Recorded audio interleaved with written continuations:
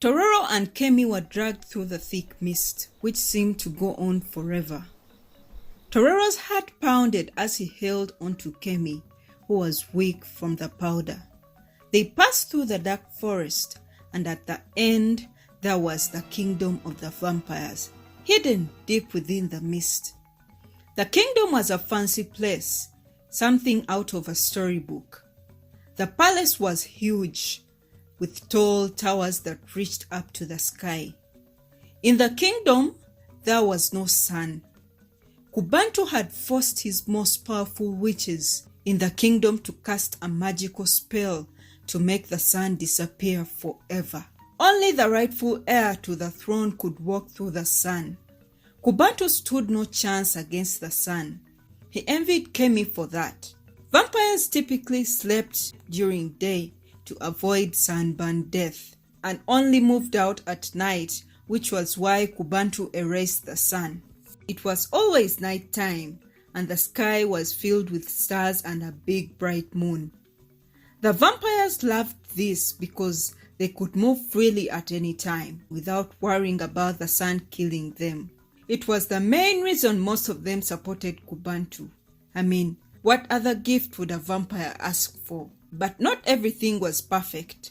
King Kubantu was mean and cruel.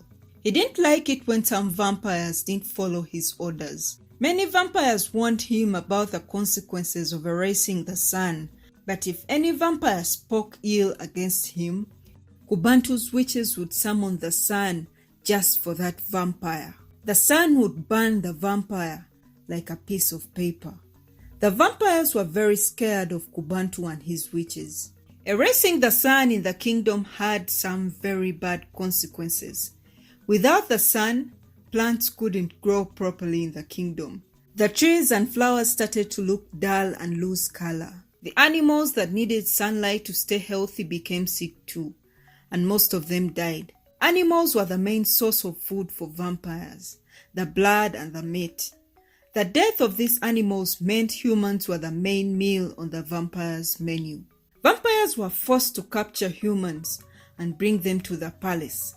These humans were placed in cages, scared and crying. The vampires would feed on them, taking their blood to stay stronger and quench their thirst. Kemi and Tororo were dragged through the palace. The vampires in the palace saw Kemi and gasped, "Princess Kemi!" Some vampires shouted with amazement. They were happy to see her, hoping she would make things better. But other vampires were glad she was caught. They whispered to each other, excited that she would finally be killed by Kubantu and he would take his rightful place as the new king of the vampires. Tororo saw the humans in the cages and felt sick. "This is terrible," he thought. "How can they treat people like this?" Kubantu stood in the middle of the big hall with an evil smile. "Finally, my sister has been caught," he announced. "Now I will be the true king and no one will challenge me." The vampires in the hall had mixed reactions. Some clapped and cheered, happy that Kubantu would stay in power, but others looked sad, hoping Kemi would save their kingdom from Kubantu's harsh rule. Tororo and Kemi were pushed to their knees in front of Kubantu. He looked at Kemi with a cold smile. "You thought you could hide forever, sister?" he sneered.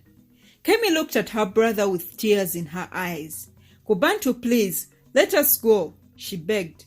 "We don't want to fight you. The kingdom is yours. What else do you want?" Kubantu laughed. "I want to be able to walk in the sun like you, Kemi," he said. "And that can only happen when I kill you. This is the end for you, Kemi." Tororo felt anger rise within him. "You can't do this," he shouted. "Kemi is your sister." Kubantu looked at Tororo with amusement. "And who is this? Your new pet?" he asked. "Oh, I see. You turned him into a vampire. How touching. You must really care about him. I'm assuming he's my new precious brother-in-law." Vampires in the hall gasped at the revelation. It was an abomination for the rightful queen to marry just about anyone. She only had one soulmate, betrothed at birth. Kemi was betrothed to Ejakite. who was Kubantu's right-hand man and childhood best friend. Ejekite and Kemi loved each other, but separated when he helped her flee the kingdom from Kubantu. They hadn't seen each other, and now Ejekite was on Kubantu's side supporting whatever nonsense he brought up. Tororo gasped, looking at Kemi while Kubantu narrated. Kubantu, upon realization, had executed Ejekite's mother using the sun and threatened to kill the rest of his family if he didn't support him. Eventually he surrendered and became Kubantu's right-hand man.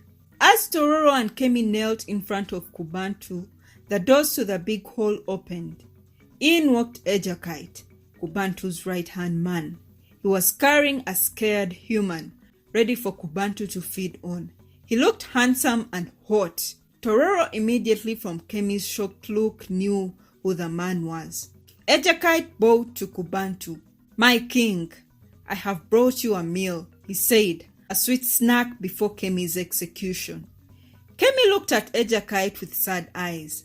"Ejekite, how could you do this?" she cried. "You were so good 15 years ago. You had the purest heart. You helped me escape from Kubantu, remember? This isn't you."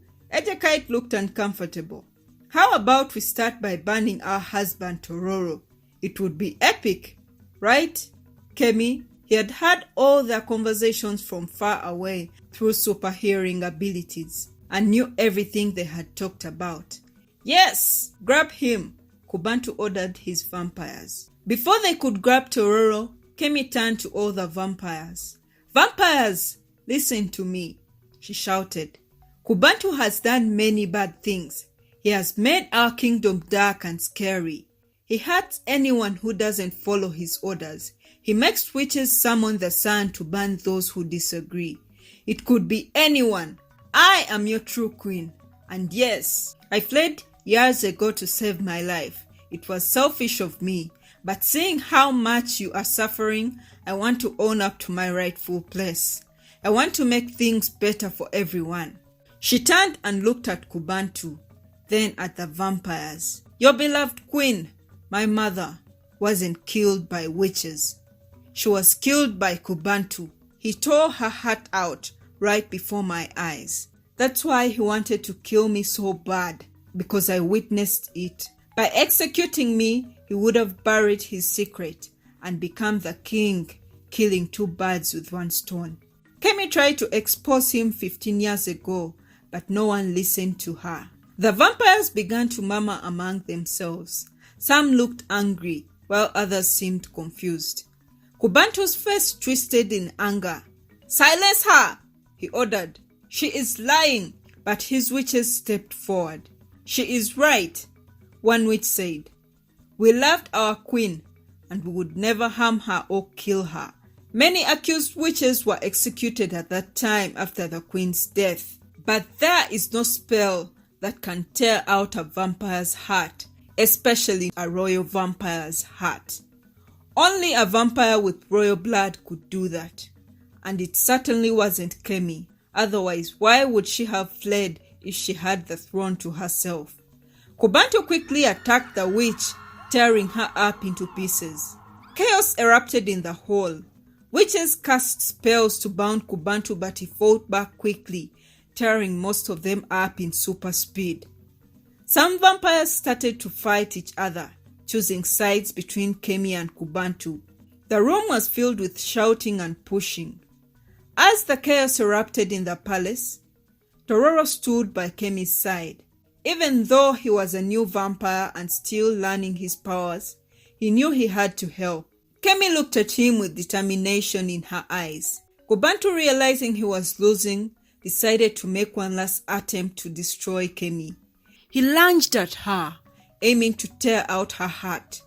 Kemi, still weak from the powder, tried to defend herself but stumbled. Tororo, seeing the danger, rushed to protect Kemi.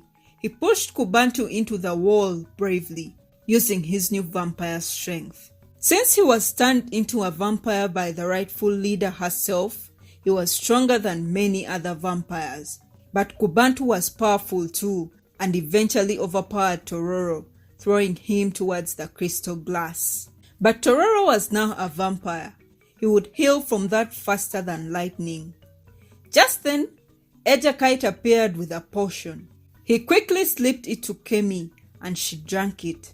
The weakening effects of the powder began to fade.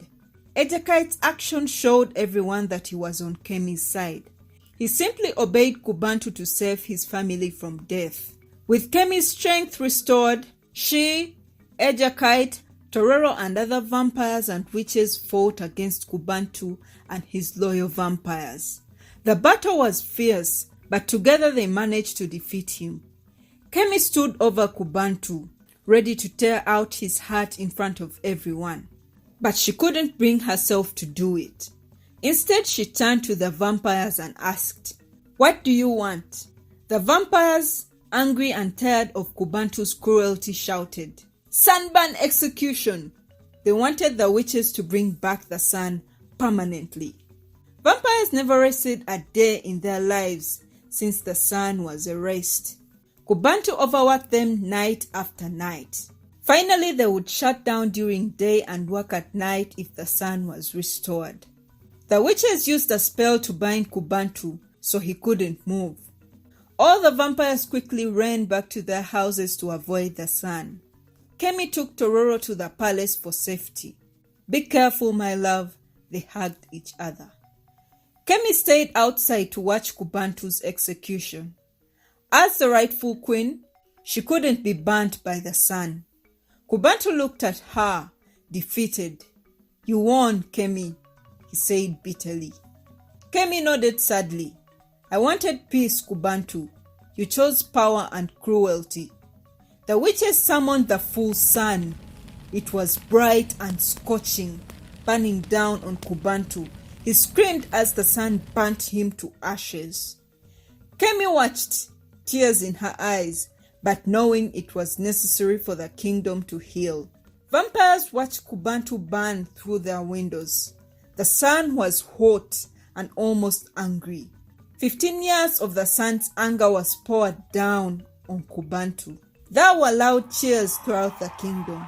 With Kubantu gone, the kingdom finally had peace. Kemi was crowned the queen in a grand ceremony. As a sacred crown was placed on her head, her vampire features popped out. Her eyes glowed red, and her fangs became sharp. Everyone in the kingdom cheered, happy to have their true queen back. Kemi made Ejakite her right-hand man. He had proven his loyalty and bravery. Tororo became her protector, standing by her side always. Even though he was a new vampire, he was very strong, and he was also Kemi's husband. The sun was back in the kingdom, and it brought life to the plants and animals. The trees, plants, and flowers regained their color and became healthy again. The animals that had been sick got better and stopped dying. The vampires released the humans they had captured, sending them back to their villages. Kemi warned all the vampires to never feed on humans again. One night, Kemi and Tororo went back to their old village. They gave their house and butcher business to Tororo's parents. Because of the sun, they couldn't live there anymore, but kept their nature a secret. 1 year later, Kemi and Tororo had a baby. Because Tororo used to be a human and Kemi was a vampire, they couldn't have children. Now that Tororo was a vampire, they could have all the children they wanted. Kemi ruled the kingdom with kindness and fairness. The vampires learned to live in harmony with all creatures, and the kingdom flourished under the bright sun. The end. What do you think of this story, guys? Please leave a comment in the comment section below. Please don't forget to like this video if you enjoyed it. And most importantly, don't forget to subscribe to my channel and hit the bell icon so that you don't miss out on my videos. I hope you enjoyed it. Bye bye.